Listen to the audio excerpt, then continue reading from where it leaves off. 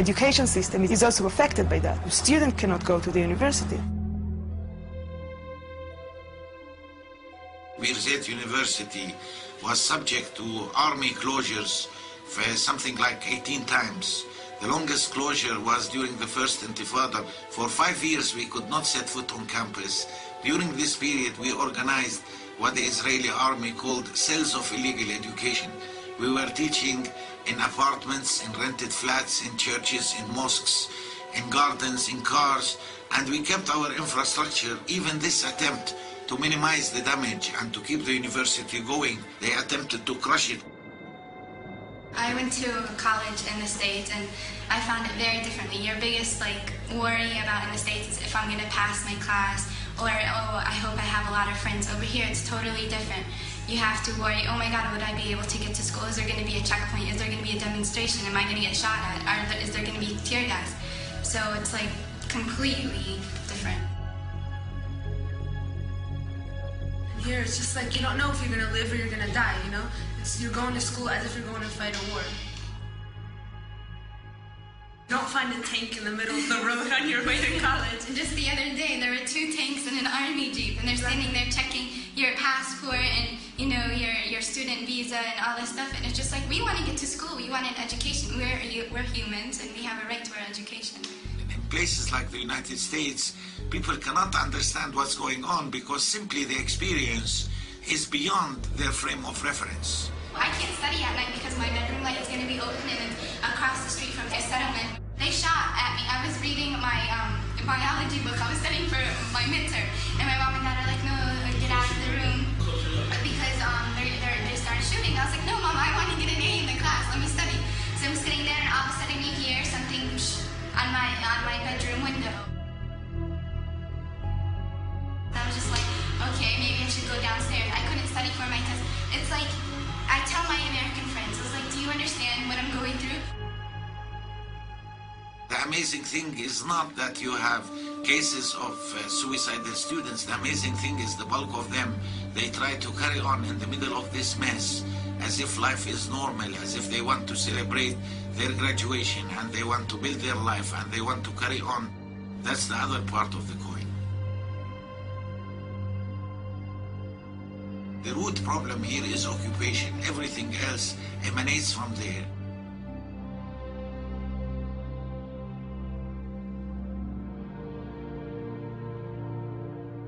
The most severe problem is people who need medical care.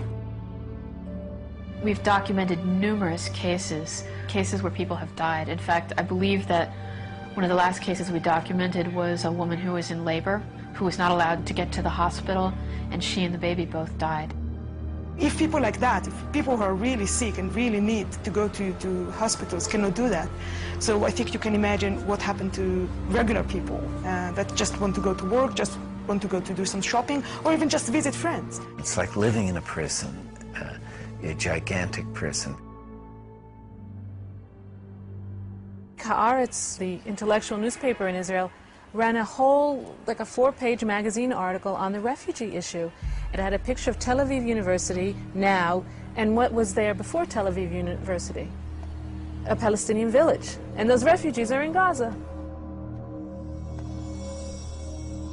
والله يا عم غزة الثاني شافت الويل ويل ويل ويل عاد نكذب والله غزة احنا معانينا بس مش قد غزة مستحيل أكثر غزة أكثر.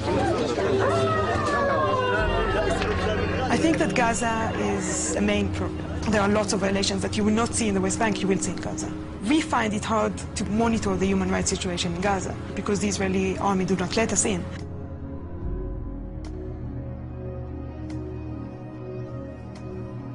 Palestinians in Gaza had been under Israeli military control for over 38 years, where 1.3 million Palestinians were crowded together to make room for 8,000 Israeli settlers.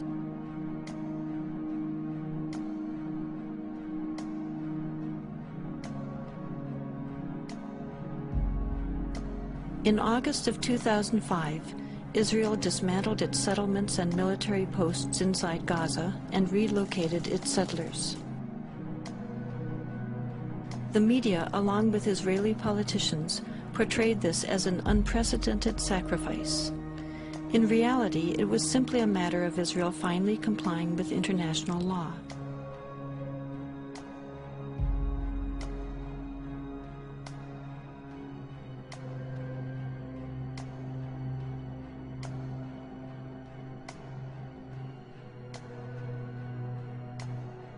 Although Israel's presence inside Gaza is no longer visible, Israel will still retain ultimate control over Gaza's borders, coastal waters, and airspace, creating a virtual prison.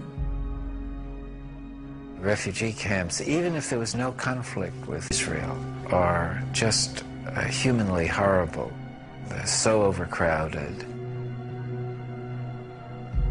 And you have 14 to 25 people living in a space.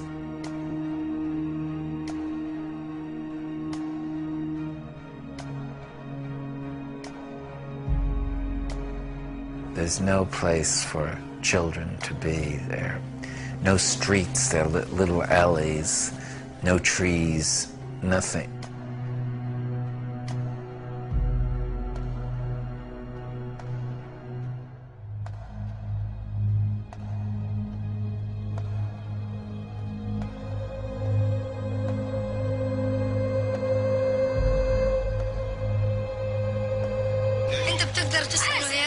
تسكن هنا تقدرش لأنه المواقف صعبة هنا والواحد إذا وقف قاعد هنا عطول بتلمس قبل ما يضرب الصاروخ بيبقى متلمسين لأنه كل ما يضرب الصاروخ بتشقق الحيط.